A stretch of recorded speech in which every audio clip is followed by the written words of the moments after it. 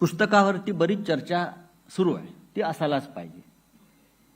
अगर मैं एक एडिट लिखता हूं तो उसकी चर्चा होती है, किताब लिखेगा तो होना ही चाहिए। जावेद साहब, एक संपादक मी रोज लिहितो, त्याची रोज आदित्य साहेब आपली चर्चा व्हायला पाहिजे, चर्चा तर होणारच। पण जेव्हा मी पुस्तक लिहीन त्याची चर्चा झाली नाही तर मी लिहून उपयोग काय? 2 दिवसापासून अनेकांना मिरच्या लागलेल्या आहेत,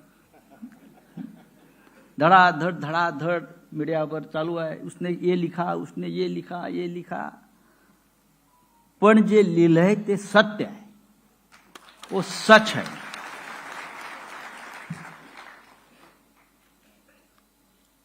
आणि माझी ओळख ही जी बाळासाहेबांमुळे झाली, माननीय बाळासाहेब ठाकरेंमुळे झाली, ती सत्य आणि नीतिमत्ता या 2 गोष्टींची तू कास सोडू नकोस, हे जेव्हा बाळासाहेबांनी मला वारंवार सांगितलं ते मी शेवटपर्यंत पाळ। जावेद साहब, आपकी 2 लाइनें मुझे हमेशा याद आती है। जो बात कहते डरते हैं सब, वो बात तू लिख। इतनी अंधेरी थी न कभी पहले रात, लिख।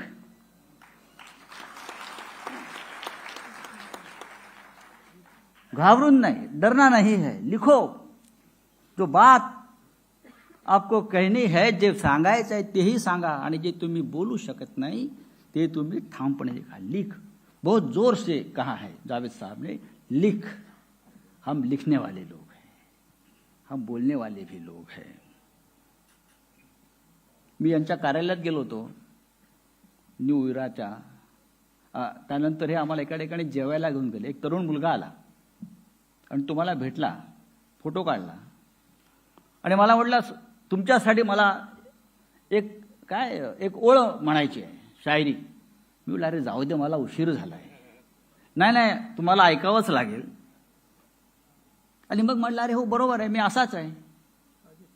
तो काय म्हणाला, तुमच्यासाठी मी एक शायरी सुनावतो म्हटलं। लाख तलवारें बड़ी आती है गर्दन की तरफ, लाख तलवारें बड़ी आती है गर्दन की तरफ, सर झुकाना नहीं आता तो झुकाए कैसे। आम्ही त्या पंथातले लोक आहोत, आम्ही वाकणार नाही। साकेत वाकला नाही, संजय सिंग झुकला नाही, बरोबर ना? आमचे अनिल देशमुख बसलेले आहेत समोर। आम्ही ठरवलं की काही झालं तरी या जुलमी शासन व्यवस्थेच्या या रणगाड्यासमोर आपण झुकायचं नाही, आपण लढत राहायचं। कोणीतरी लढावंच लागेल। हे जेव्हा पुस्तक आम्ही पुस्तक जेव्हा तुरुंगात आम्ही लिहायचं ठरवलं तेव्हा मी त्यांनाही प्रेरणा दिली, आमच्या देशमुखांना। वेळ घालवायचा आहे ना, जेल में 1 मिनिट 1 साल जैसा लगता है। जेव्हा तुम्ही आतमध्ये जाता, अंदर जाते हो ना, वो छोटा दरवाजा होता है एक पीला कलर का, इतना सा, वो दीवार में होगा शायद या शोले में होगा वो ऐसा झुक कर जाना पड़ता है और झुक कर निकलना पड़ता है, वैसा ही है।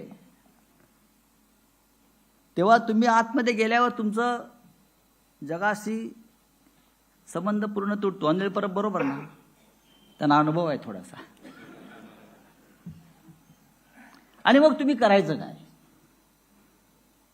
बाहेरचा संपर्क नाही, संबंध नाही, तर भिंती बघायच्या फक्त दगडाच्या आणि दिवस काढायचे। अशामध्ये लिहिणं, वाचणं, चांगला विचार करणं सकारात्मक, आणि उद्या मी कदाचित बाहेर पडेन हा चांगला विचार करायचा। कधी देशमुख साहेब बाहेर पडले, आज तुमचा जामीन होणार आहे, डोंट वरी असं कधी मी गेलो, तुमचं आर्ग्युमेंट चांगलं झालं याच्यामध्ये आमचे 2, 4, 5 महिने असे निघून जातात। आणि त्या